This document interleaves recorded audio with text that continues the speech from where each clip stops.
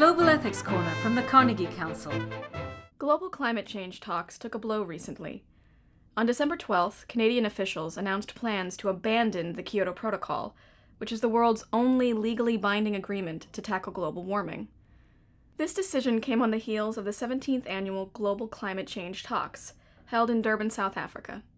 Haven't heard of them? You're not alone.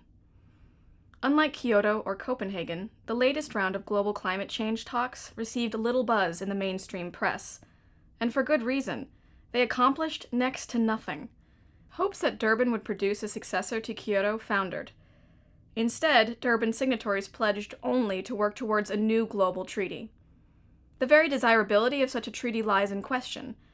Across the globe, countries are taking independent approaches to tackle global warming.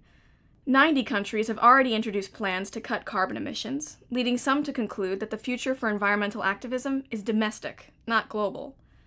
Indeed, critics argue that Durban's failure is just the most recent in a long line of failed global initiatives.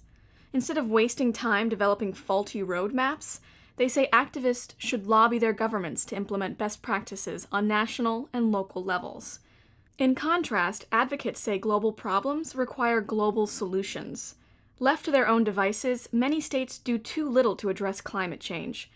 Though local efforts are admirable, they do not excuse the international community from undertaking joint action.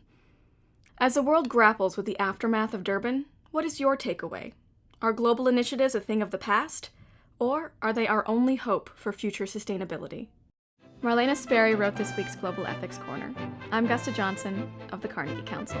Made possible by the Carnegie Council for Ethics in International Affairs.